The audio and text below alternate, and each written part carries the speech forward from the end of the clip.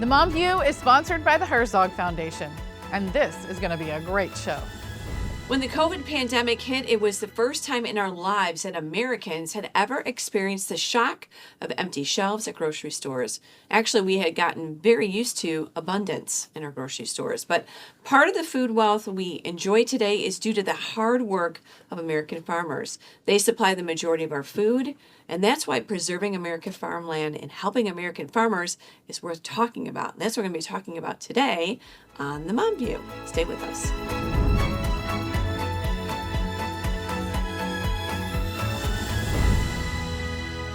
All right, moms, well, welcome to the Mom View. Again, we're in Washington, D.C. I am with my super pal, Kimberly Fletcher. And I'm with my super pal, Debbie Kraulidis. Yeah, there you go. We're just working out a couple of new little intros here, but it has been exciting. I think we're on, I don't know how many shows we are today. Maybe it's show 5, I'm not sure, but we're having a blast here. We should tell them what it is that we actually do. We fly in. Yeah. We do 8 shows in 2 days. Yes. And we go home. Yes. Yes. It's a whirlwind, but we meet the best people, and it's hard sometimes because you're having a conversation on one show, and then you're talking about a similar conversation on the next show, and you're like, oh, I was just talking to somebody about Right. that. Yeah, we do have to make sure we keep our stats straight and we know who we're talking to. But we are in Washington, D.C. again, and it has really been an incredible day of recording so far. This has been great. And meeting such great people from the administration and from AFPI and our friends. It's become a pretty great city these days. Yeah, it's been Washington's been great. So, we're talking about farming and agriculture and healthy food and organics and farm to table and all this stuff. So we're talking about farming, and I've never grown up on a farm, but I've been around a lot of farming because I am from the Midwest in Illinois, farmlands. But you've had a little bit of farming in your family. Yep. So my parents worked on a farm when I was little, chicken farm.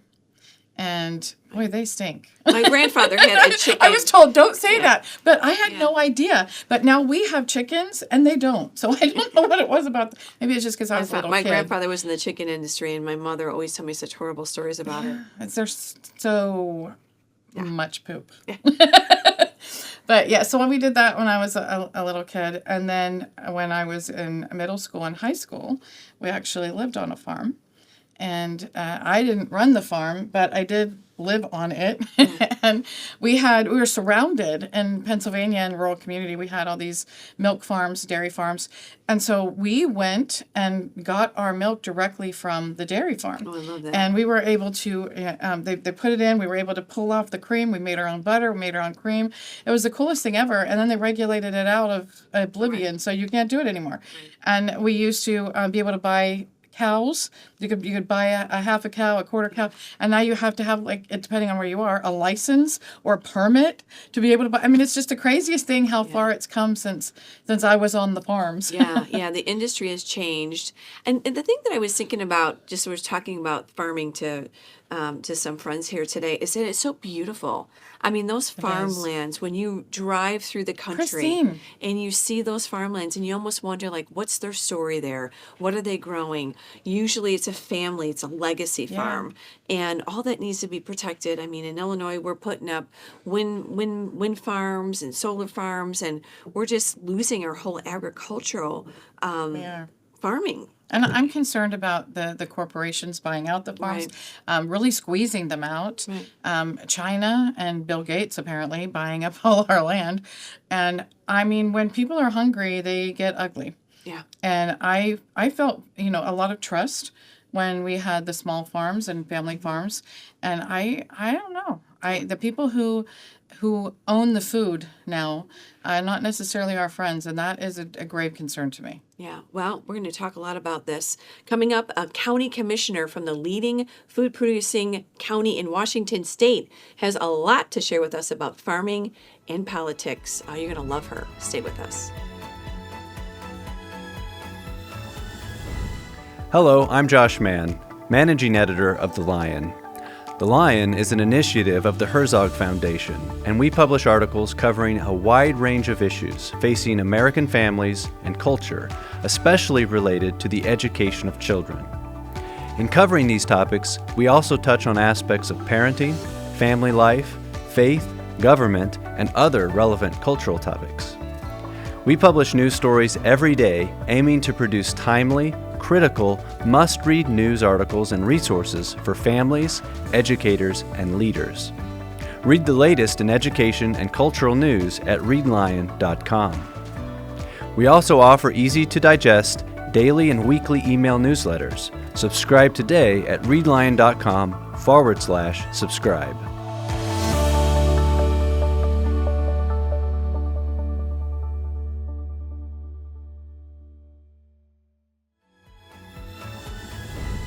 Amanda McKinney spent a good part of her free time in her childhood working on the apple and pear orchards owned by the members of her extended family. Now, this cultivated a deep love for the land and for those who work it. Today, Amanda is a Washington State Commissioner for Yakima County. It's the leading agricultural producer in Washington State. Good job. Welcome. I said Yakima, Yes, right? you Welcome, Amanda, to the Mom View. Very wonderful to be with you ladies today. I mean, we've got a farmer on the side. We do. I was just like, we want to talk all about agriculture here. So my first question is, just how bad is it?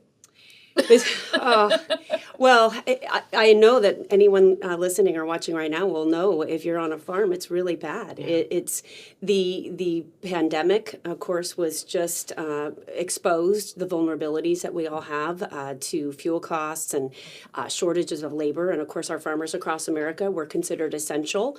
But pre-COVID, we still were under threat of constant overregulation. Yeah. The environmental, labor, the forces have been immense, trying to put farmers on a level of compliance that ordinary farmers can't do. We don't have a large staff to do all of the reporting that they want us to do. So it's dire out there. It truly is. Well, you're speaking from a very educated position because, like we said, obviously you work in families' farmland. Tell us a little bit about what that looks like, and then maybe some of the challenges that you're dealing with.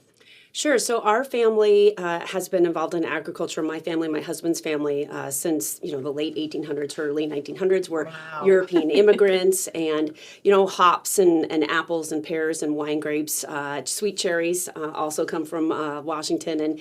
And what has happened though is that with all of the burdensome regulation, out of necessity, a lot of small farms they turned into co-ops, or they turned into selling their fruit to large packing houses who would take care of doing the sorting and the packing, and then what eventually became cold storage, which some of our family is still involved in commercial agriculture, specifically in cold storage, and then exporting to markets all across the United States and globally.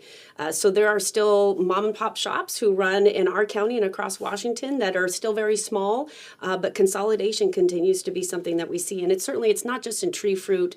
There are consolidations across industries across the United States happening right now. Right. My concern is the conglomerate, you can't call them farms, but these corporations that are coming and buying the farmland. Right. Yes. And I saw that when we lived in Nebraska. I saw that a lot. Yes. And it would, you'd have these big cornfields, and then suddenly you had a corporate sign that went in front of it. Yeah. And how difficult it is for farms to be able to make it. And that's getting they rarer sold and rarer. because they weren't able to make it. And I think what the untold story of that is, of course, when you see and you know that your neighbor had been farming for generations, and you see that corporate sign go up, of course, there's a little demoralizing sense in the community. But more importantly, family-owned businesses, and agriculture being the primary one in rural America, they're the ones who are philanthropically minded. They have supported their communities. They, give to the church and the food banks. They support your T-ball teams. They're supporting the YWCA. They're doing things that communities need because they're taking care of their employees and their neighbors. Corporations are too far away and disconnected. Well, you're exactly right. And they're also there to get a bottom line. And so a lot of companies are actually coming in to get the depreciation and to take the losses, to write off, to cover losses or, gains in other parts of their business portfolio they might have. And so really, it's very hard to be a farmer who's in competition, direct competition, when your neighbor is a corporation who's actually trying to lose money. It's being very funded difficult. Differently. And again, not only is that an issue, but then you've got the overregulation, right? Yes. Where they're coming in and they're regulating every move you make. The amount of environmental regulation, and I'll provide Crippling. it's crippling. And a good example, we have a lot of our livestock producers will have water treatment requirements. And of course, a lot of this comes from a good place. You know, we want to make sure that if you're using water for your operations, that when you're putting it back into the land, that it's clean and healthy. But we've seen overregulation. And we recently had a regulation come through that would have put our stockyards having to clean their water, and it would have actually left their yard cleaner than the water that came in. And so, of course, that's not agriculture, that's a water treatment facility. Right. And so the immense amount of burden it put on those operators to then fight back against the state and federal government to say, this is unreasonable, it's overburdensome, it's taking advantage of the intent of the legislature. You know, those are things that small operations don't have the ability to do. And for example, in Washington State, there was a fuel tax. We love to tax fuel in Washington State. And the carve out, though, is that agriculture being such a large part of our economy think in about Washington, that, right. there was supposed to have been a carve-out, an exemption for farmers. And then what happened is after the law passed, the State Department of Ecology said, gosh, you know what, we just really don't know how to implement this exemption, so we're just not going to do it. But because the state legislature didn't actually care to support farming, they just let it slide. And it took years They do know and that's where they years. get their food, right? Well, no, they actually don't. I think Yeah. they go to Whole Foods and really don't know that apples do grow on trees and they must be picked and packed. But what ended up happening is that the solution ended up being a secondary piece of legislation that came and said that, well, we'll give you an exemption, but what you need to do is you need to track your fuel costs, farmers, and carry all your receipts, and then you'll have to submit a reimbursement form, and it won't be fully reimbursable. Now, how many people on a small operation, and again, you know this if you're at home, that's another employee. We don't have employees in small operations to do all of the burdensome reporting and tracking that large It is corporations do. burdensome. That's exactly They take it. That's advantage why of you that. see consolidation. That's right. And it's too hard for the farmers to keep up with it. I just saw it all over Iowa. So they and don't. Nebraska. Most of them don't. I They'll know just say, that's well, why the corporate signs kept going And up because they or can take the losses. added costs that they just absorb, which And they then can't. it's passed on to the consumer, to us as Absolutely. moms, and then everything rises as far as the cost of food. Absolutely. So yeah, it's like it's the trickle effect completely. There are so many regulations, and each state certainly has their own crazy ideas that they come up with. But we had another one recently where, again, coming from a good place, a lot of folks who are in farming and they've never raised livestock, they don't understand how humane and well cared for the animals are. And so there was a movement, free-range chickens, because you didn't want to have chickens put into these large fields where they were packed together in warehouses. It seemed inhumane, which it is not. They're very well cared for.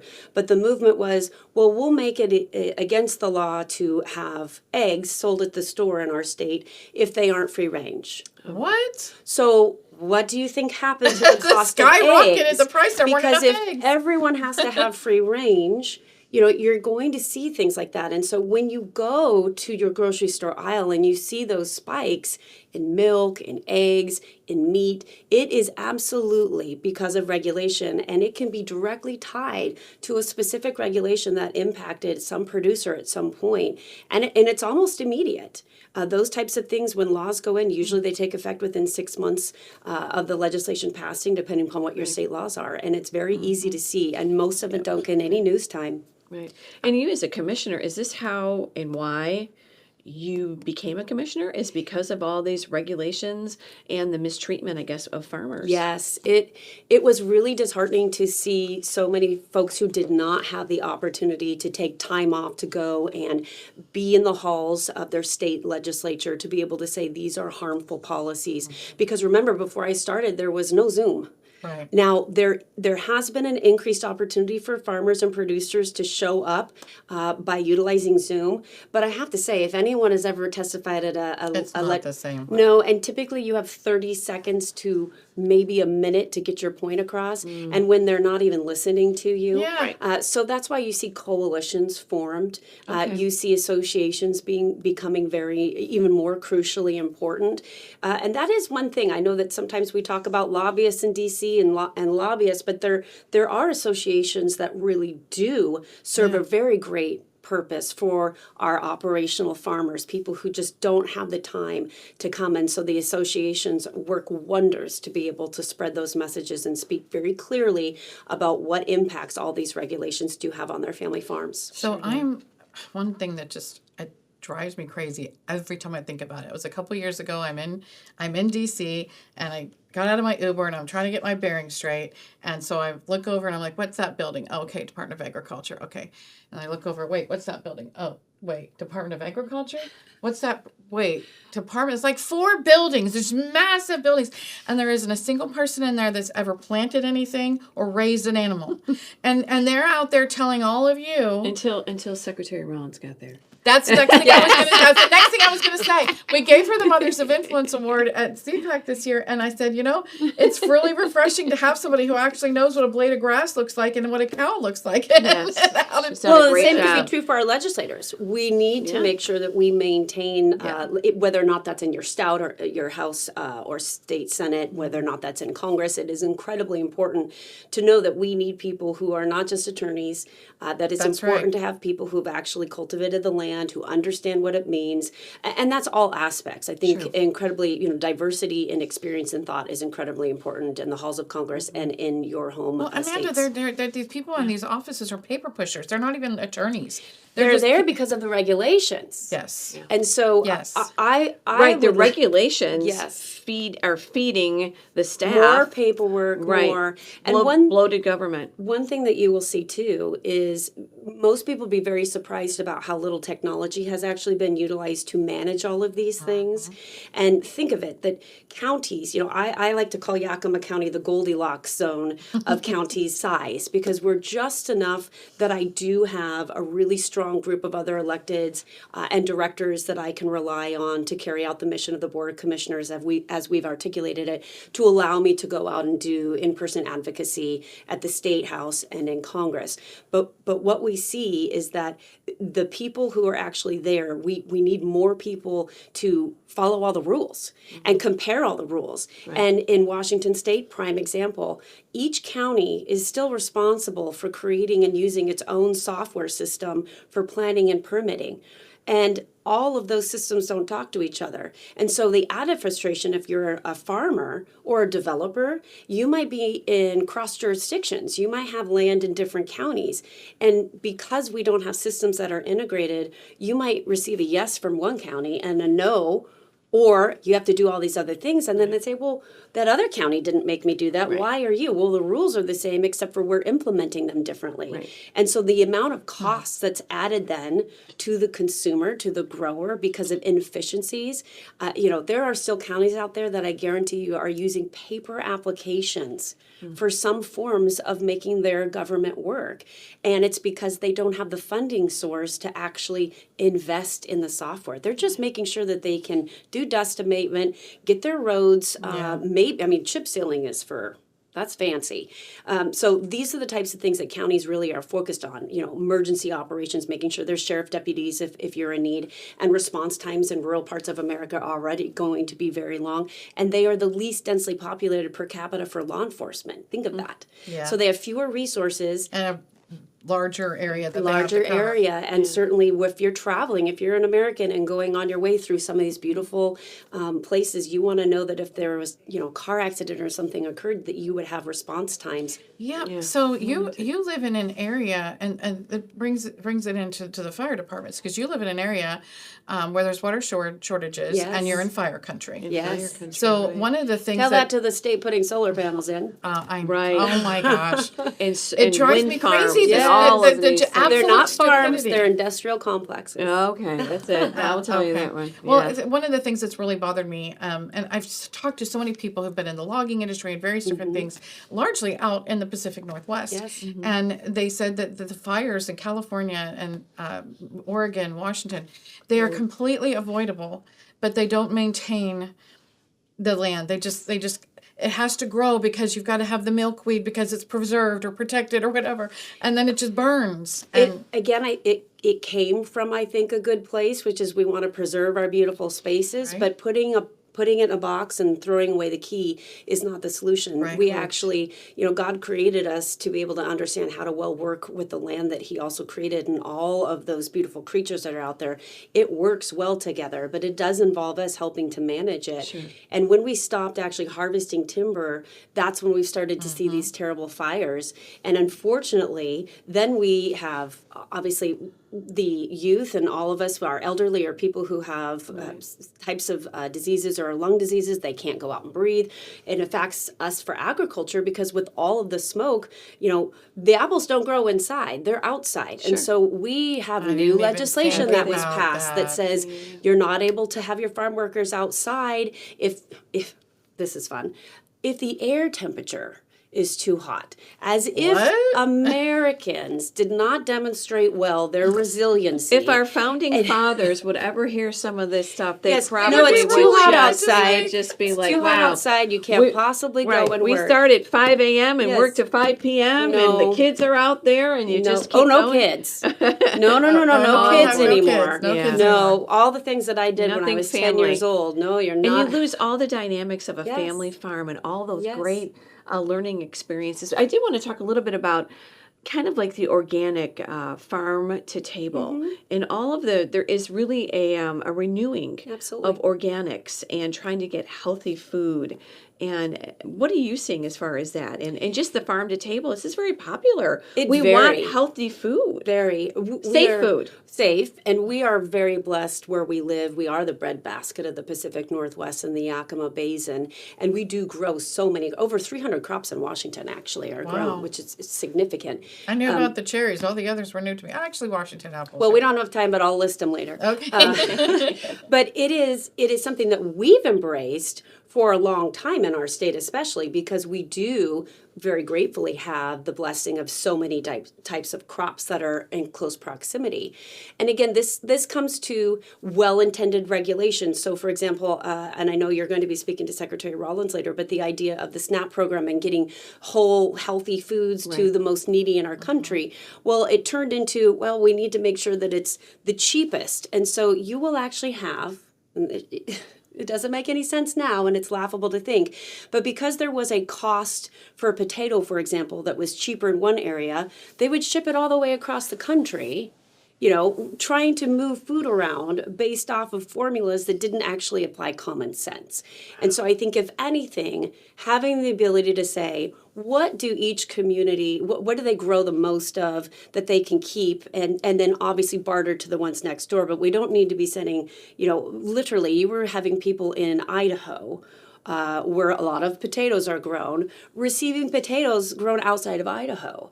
I mean, does that really make sense? So those are some of the things that come, again, from regulation. Because and oranges, Florida was a terrible example of you have to bring in all of the oranges, I think it was, and they went through a whole revamp on this. Well, they recently did a change. Pineapples into Hawaii. Yes. Well, they recently, for orange juice, this is another regulatory, I talk about regulation all the time, but it's going to have a big impact. They've changed, they lobbied to change the sugar content level, because in order to have orange juice, we actually regulate what the sugar content needed to be. And because of the weather changes over time, and I'm not an expert on Florida, but I will just say that I follow agriculture news, and they weren't as sweet naturally. And so just by changing the regulation for what the minimum sugar content needed to be, it was going to allow them to produce healthier oranges. They weren't going to have to do added sugars. They were able to utilize oranges and not, leave them and not be able to actually bring them to market. But think of it, that came from our idea of orange juice, but then someone said, well, it needs to have a certain sweetness, and we have to say that it falls within this exact regulatory box of sugar sweetness. So they were adding sugar. Well, some of them would, or some of them just wouldn't be able to use those oranges because they didn't naturally have the sugar content. Again, I'm not an orange expert, but I know apples. But I do. But you're obviously a government crazy expert. Yeah, I follow all of these regulations closely. Sorry, go ahead. That's okay. And I just was your apples. tell us about those because they're not rare, but they're. Oh, well, they are only grown in Washington. Okay, they are rare. Yes, I don't know if I was using the right term. Yes, They're rare. I was going to say special. They are special. Yes. So Washington State University, one of our state colleges, has a fantastic program. It's actually one of the agriculture still schools in the United States that focuses on it, veterinary medicine, that type of thing. Of course, they do all other things, but we do have a program in Washington that partners with our growers to find ways to crossbreed, very naturally crossbreed certain apples to come up with the qualities that the consumer is looking for. And of course, people think of apples now just like anything else, a different flavor of Doritos, a different flavor in apple. And that's just what we've become as a culture. And so we have an apple that was crossbred, and it's actually called the Cosmic Crisp. That was it. Cosmic Crisp. It's out of this world. So if you've had a Honey Crisp. Yeah. Okay. Those are a fan favorite. So similar to a Honey Crisp, but what's really special about the Cosmic Crisp is that you can cut it and it won't brown. And so it's perfect for charcuterie or fondue, especially during the holidays when you're trying to prep ahead of time and you don't want to see the browning on the apples. It's all that. It's wonderful. It's maha. It's goodness. How far out do you ship them? Well, we can ship them anywhere in the world, and So we do. can order them directly Absolutely. from you. Absolutely. Okay, I'm gonna have to get some of those. Yeah, or you can come to Yakima, and I will always have them Well, we're on going to my be kitchen doing table. that. We're going to be doing that on the tour for sure. Yes. US 250 tour. Yes. So one of the things that farmers get a bad rap for is they say that, we need to have illegal immigrants come in because Americans won't work these farms. First of all, I find that a complete insult. And if they aren't, then shame on them and get your kids out there and actually work. But it's actually not true that we have workers that come and go, and that's been going on for a long time. So tell me a little bit about how that works on your farm. Yes, well, it's called the H-2A program, and our state is actually the #1 user of the H-2A program, and it is a legal way to bring in farm workers from other countries. It's actually more expensive than hiring folks from the local area because you're required to provide them with transportation, housing, medical, and the reason why there's a grain of truth to the interest in working on a farm. Right, that most people don't show up, and we can't force people to work. Right. We can have work requirements, but we can't force the type of work. And what we've seen in our state is that your crop is very valuable. So it's easy from the outside to say, well, if they have to have someone else local do it. But we have to have dependability. Right. Because you have billions of dollars sitting out there, and you need to know that you're going to have sufficient teams of staff to show up to And you actually can't have, do so that. I'm going to go back to the fact that you said you can't have kids, right? So you can't have middle schoolers removed and that. high schoolers out there doing something of value to earn money. So you totally wiped out that whole entire doing something In Washington State, I'm sure a lot of states are like this, but you have limitations on youth, young adult workers. Yeah. If you're 16 years old, you have to have parent permission. And you are limited hours that you can work, which is also very interesting because in Washington State, once you turn 13, you can have medical procedures done without notification of your Right. parents. But I mean, you this can't makes go such get a great job. sense, right? No, but we don't want you to work at, Dairy Queen or out in your family's orchard without permission, but that's for another.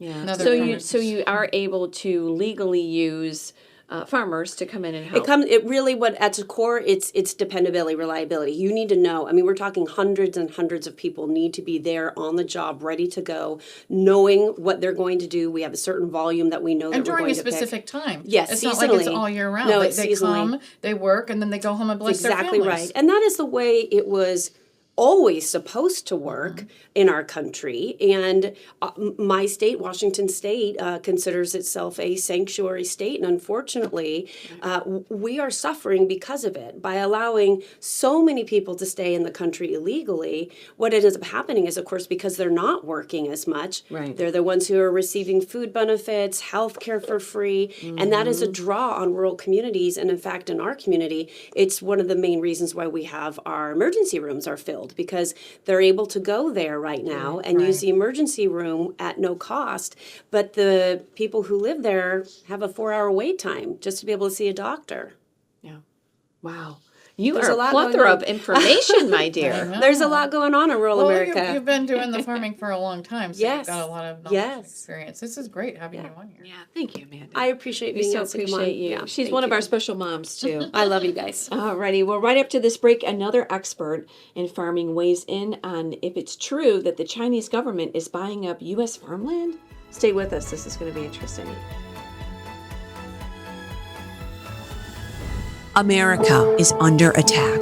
Our families are being crushed under the politics of a radical agenda. But moms have had enough.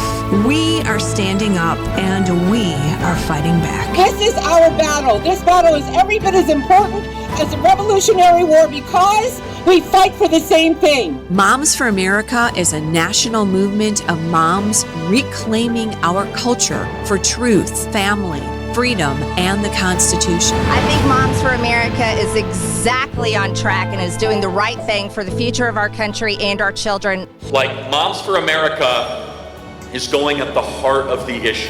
But I am honored to join Moms for America today as we speak out against the horrific mandates.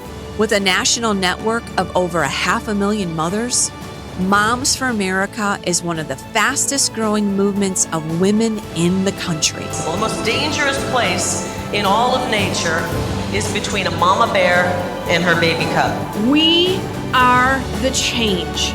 No matter what, no matter where, and no matter how difficult the obstacles are that are facing us and our families, we will not give up and we will not give in. So if not now, then when? If not you, then who? Welcome to the Farmland Revolution!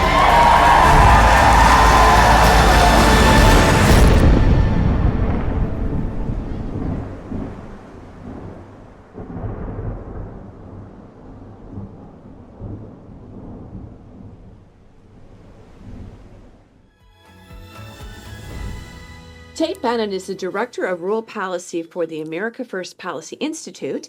She served in the Trump .10 White House as a Special Assistant on Agriculture, Trade, and Food Assistance.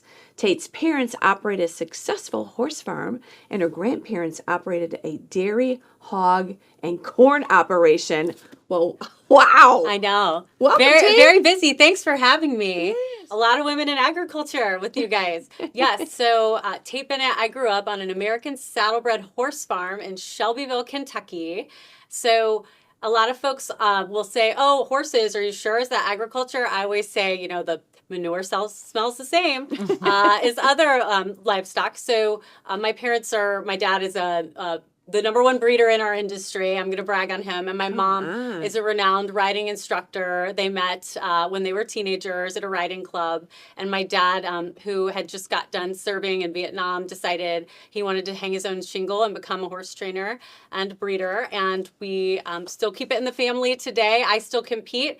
I work up here, work really hard in agriculture policy, but we get back to Kentucky to compete quite a lot. My son, who's 7, I'm a mom as well, a 7-year-old and a 5-year-old, they also ride.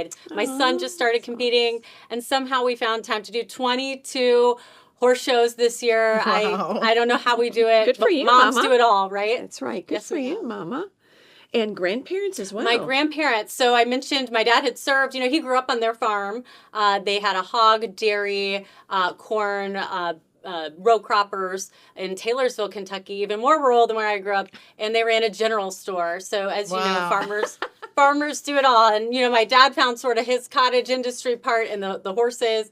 And then I learned so much from just growing up on a small business. We were very involved in our local farm bureau and agriculture community growing up, even though we were horses. And so I came to Washington, D.C. out of college, like many here, to work for my hometown congressman. He's amazing, and he's still there. And I knew all the farmers and folks coming up to D.C. to, they put on their suits once a year to come talk about agriculture to their congressmen. And I said, a lot of other people want to do tax. I actually married a tax policy person, tax or healthcare. But I know these farmers. I want to do agriculture. And so here we are. I'm at America First Policy Institute, still working on those issues. What an impressive resume. Yes, it is.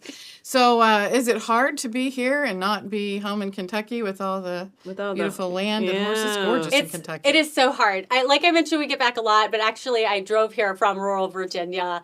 We were out riding horses this morning, and Virginia reminds me a lot of Kentucky. I think we used to be part of Kentucky at some point, Kentucky used to be part of Virginia at some point in history, and so a little taste of home, but in a much faster pace of a city. What are some of the challenges that you are championing, the policy you're looking at, concerns that maybe from your perspective and your position regarding farming and farmlands? Certainly. I think we had just spoken earlier about Chinese sort of adversarial ownership of farmland. That is a real concern and a real threat. I know a lot of states, Arkansas being one, have been super active in trying to get folks to divest from China, prohibit China from owning farmland, and other adversaries too, especially near military bases. But it's not just limited to farmland. We actually just did a little bit of research on the fact that China has an inordinate amount of ownership in two major crop protection tools, and as well as the pork industry. 75% of our pork industry is owned by Smithfield Foods. We've done a lot with that. We've talked a lot about that. So that, the fact that they, have such a big seat at the table for a significant agriculture industry is huge. And then I mentioned the Syngenta piece as the crop protection one. So that is a major crop protection tool provider that is one of the big, I want to say 4 or 5, and it's also owned by China. And those are key inputs that a lot of our farmers have come to be very dependent on. And so when you have groups like these who spend millions of dollars in influence in Washington shaping our policies, obviously they're going to make sure they're shaped that benefits the home country. And I don't think that's necessarily good for anyone. And I think farmers agree on a lot of these points. They've really been behind some of these policies. So I have a friend who lives in California. He has a corporate greenhouse and a lot of land. And during the Obama years, he passed the watershed policies, rules, laws, and WOTUS, Waters of the U.S. So the Corps of Engineers, Army Corps of Engineers, came in to inspect his property because what he did is he had grazing land, and it was during the tortilla shortage, and so he decided, you follow the market, right? So he decided to plant wheat in what used to be the cattle field. Well, because he changed, they had to come inspect, and it had just rained, and there was a puddle.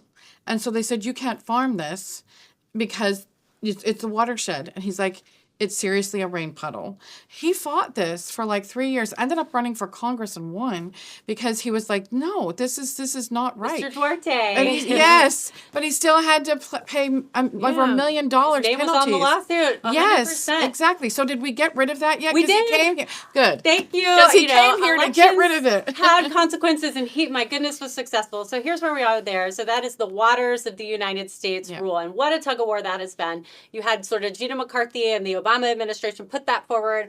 The first Trump administration, I actually worked at the U.S. Environmental Protection Agency. Y'all are going to think I've been everywhere.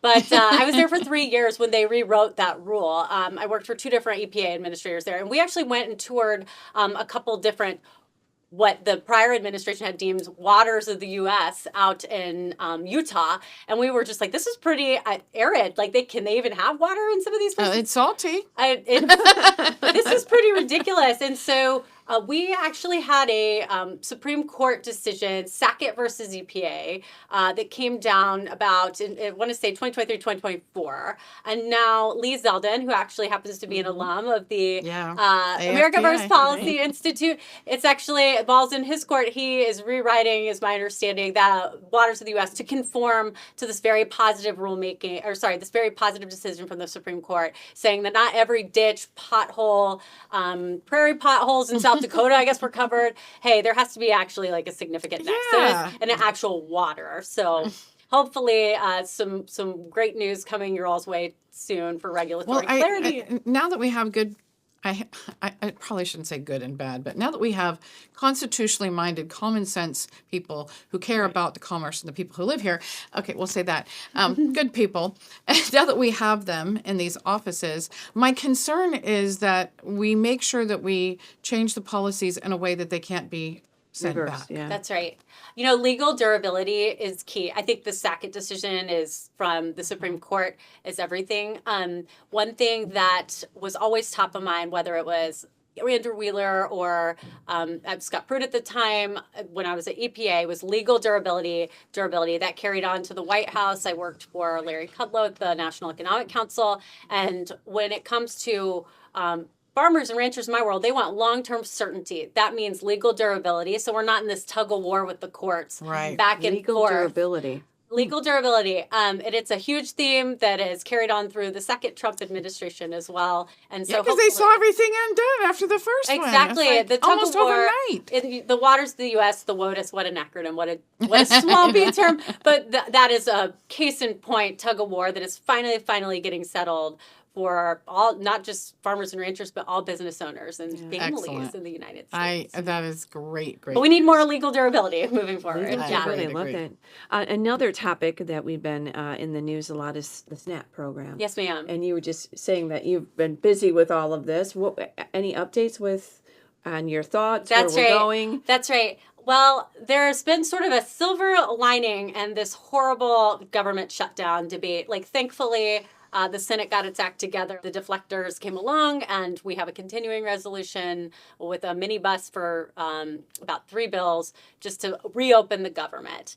Part of that discussion was the fact that 42 million Americans and 100 that have about 187, I want to say, dollar average of benefits a month from SNAP, or it used to be referred to as food stamps. They were at jeopardy of losing their benefits for November.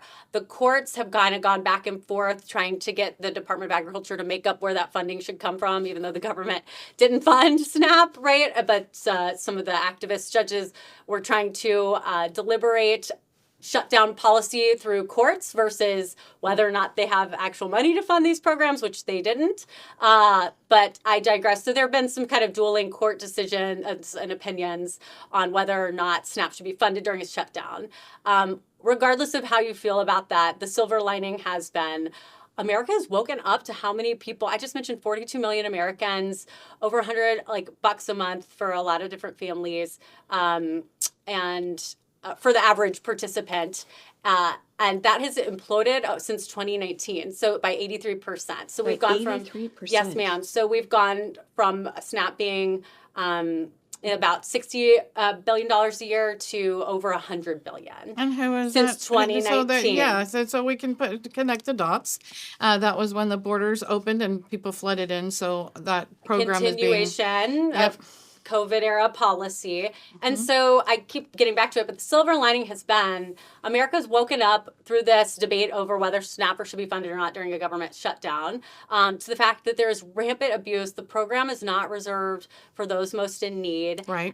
Or even citizens. Yeah, which the administration seems to be cracking down on specifically. I think they said something to the tune they've gotten nearly 700,000 folks who weren't qualified or should be participating in 42 million. That's like a little soundbite. Drop in the bucket.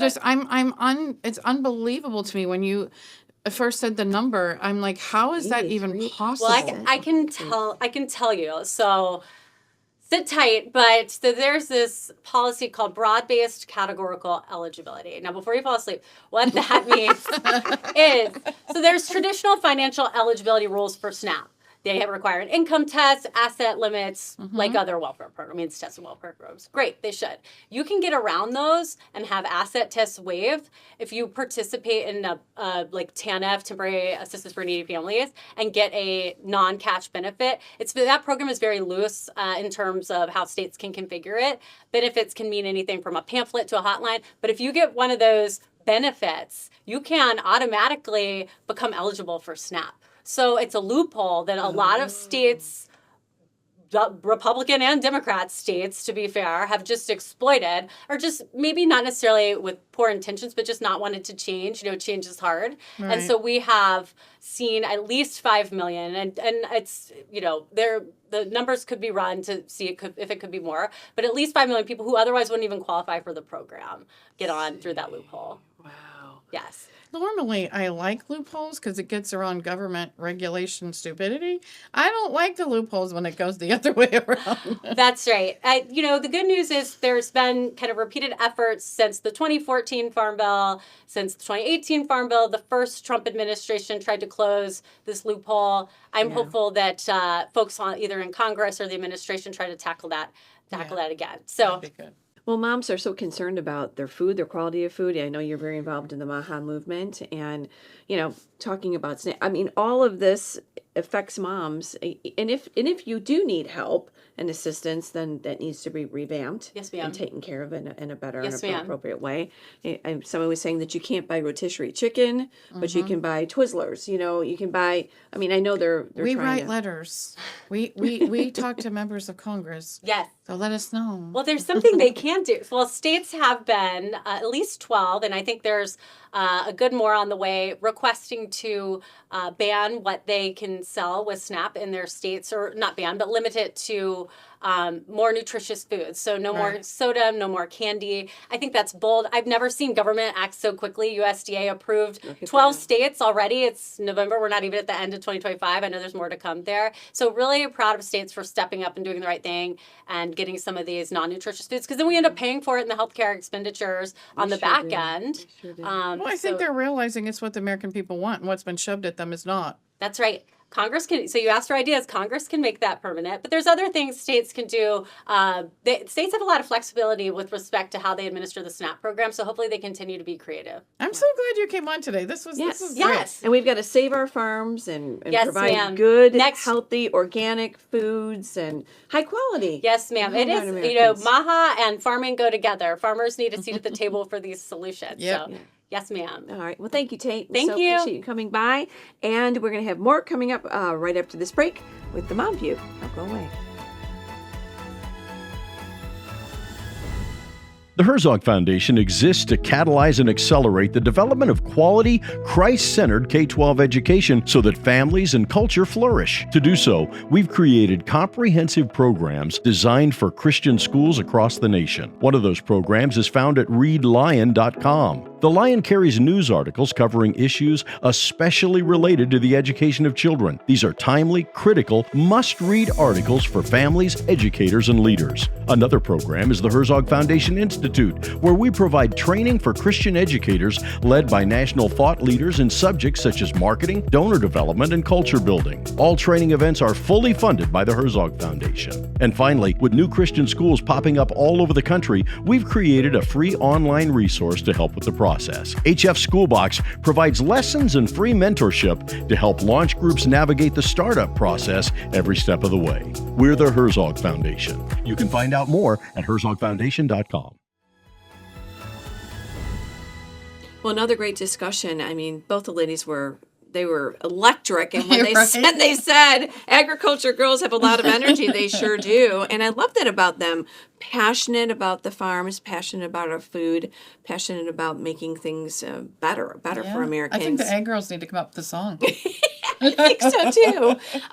And what Kim, just in closing, I mean, I'm kind of walking away with supporting our farmers market, which we see now all across the country, right?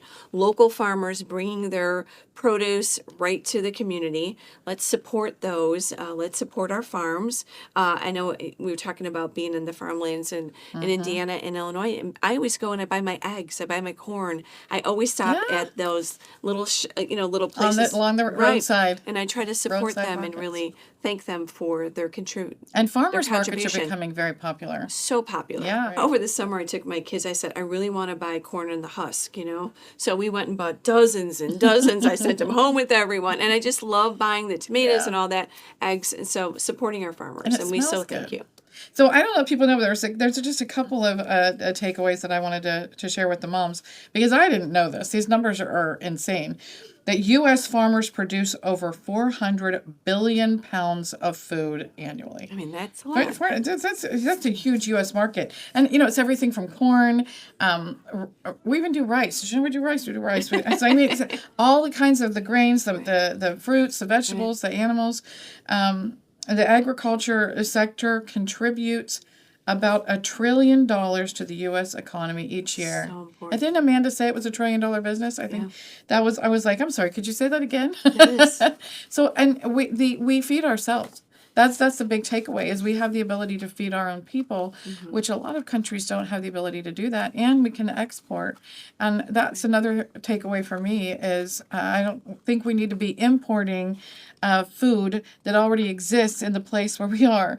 Importing pineapple to Hawaii is insane. Importing oranges to Florida makes no sense. Right. So, and I know that the Chinese Communist Party is trying to take over the cattle industry, and I'm like, they're trying to take we over got everything. This. Yeah, we got this. So do not support that, and support the farmers. And remember that when you go through the drive-thru at McDonald's, that hamburger doesn't just appear. It actually comes from a farm, and we should be grateful for that. Should be. And I was thinking, too, all of us can be in our backyards, too. A lot of people are kind of being their own garden. little Create your own farmers and garden. That's a and, good point. We have chickens. Yeah. We have chickens. We have planted a garden this year. we If did a it garden, was me too. tending it, it would have died because I'm never home.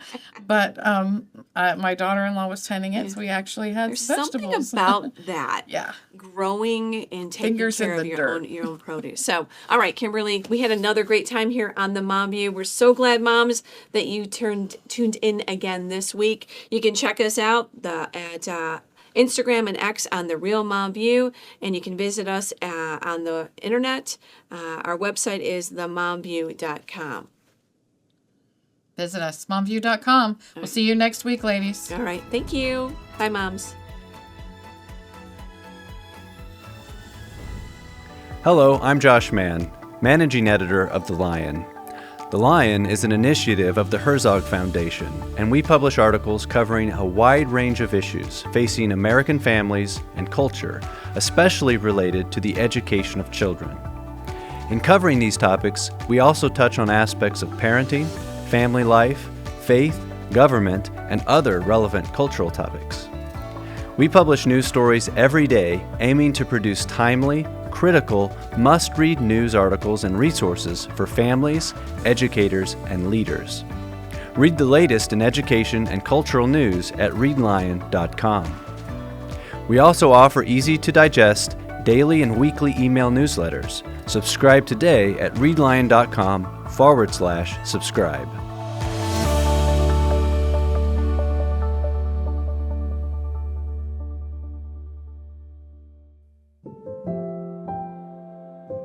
There was a class that did a study assignment that the teacher gave, making a list of what things, do you love about America? And after all the papers were turned in, not one student could think of anything that they could say that they loved about America. Nothing to love about America. I love everything about America, because in America you can innovate, you can have ideas, and you can follow your dreams. And the only person that can hold you back is you. I mean, there's no place like it on earth, and I just don't think children realize that today. And I 100% know that we can turn this around in one generation, because mothers are the last best hope of America. And that's what we do at Moms for America. We are providing that history, that heritage, that love of liberty. We're empowering moms to be able to teach and nurture a love of liberty in their homes, so that we'll have a generation of children who will rise up carrying the banner of liberty, so that we can not just restore the republic, but secure it for generations to come. It's hard work being a mom today, so it is very important to have an organization that really cares about moms. The role of parent is the most powerful position in the world, because we've been entrusted with the souls of our future leaders. And if you're wondering how you could really wrap your mind around these principles and how you can put feet to your faith, I would definitely recommend that you find out more about, support, and get involved with Moms for America. I feel like social media has been doing a lot to encourage children to kind of push away from our constitutional values. So I feel like moms have to bring kids back to our history, our Constitution, where we came from, what we believe, and why we believe what we believe. So it's such an important mission. Moms have the biggest impact and influence on our society because they have the biggest impact and influence on our children, which is the next generation. The Cottage Meeting Project is our signature program, affectionately labeled Tupperware for Liberty. But instead of promoting plasticware and candles, we're promoting the principles of liberty. Moms for America and this Cottage Meeting class and the 5,000-year leap and all of it is the answer. I didn't know God's handprints were all over our founding documents. That has really sparked and ignited the patriotism and activism within moms. I can honestly say that these cottage meetings and the Healing of America courses changed my life and how I was going to parent. When you can give history and heritage back to a mom, she wants to share it with her children, and then she wants to get involved in preserving it in her community. I honestly believe it's our children that are going to make the biggest difference. And if they don't know these things, how will they be able to make that difference? The role that moms have always played in moments where America was on fragile footing is they've always been the guardians of the nation. I think Moms for America is going to be one of the most important efforts in this country coming in the next couple of years. What I love about what Kimberly's doing and what Moms for America is doing is it's playing offense. Moms for America is going at the heart of the issue. It's the moms that are the ones that are going to be rising up to save this beautiful nation. We are in a war. They are coming after our children. They're coming after families, our freedoms, everything that we hold dear. They're doing it in the schools. They're doing it in culture. They're doing it in video games. Every aspect of our society, everything that used to support us as parents is now going against us. And I am not going to allow any of my children or grandchildren to be a casualty in this war. And I want to reach as many mothers as possible so that they can make sure that their children and their grandchildren are not casualties of this war. God wins in the end, but I'm planning on winning a whole lot of battles in between now and then. Moms for America showed up at a time I was crying day and night, very scared of losing my children to a system where I was feeling helpless. I felt like an eagle with broken wings, but Moms for America clipped my wings back, educated me, gave me the boldness that I face in San Francisco today. And so I am always and will always be forever grateful to Moms for America. I just want to say a huge thank you to Moms for America and all that they're doing for our country, for our families. They're not coming for us, ladies, they're coming for our kids. And so we need to do everything we can to take the hits, take the daggers, and come together, unite together, and stand strong to protect our children. Every mission has two parts, those who give and those who do. And when we come together, we are stronger together in fulfilling that mission. An investment in Moms for America is an investment in the future. And we literally hold the future of America in our hands. Everybody, please pray for Moms for America. If you're a mom, join Moms for America. Do all that you can to help the moms roar and build a stronger, better America. If you want to make your place in history by shaping the future of the country, take a chance on us, because we are dedicated to protecting our kids, defending our freedoms, and restoring the Republic through the Mothers of America. I pledge allegiance to the flag with liberty and justice for for all. all. Good job.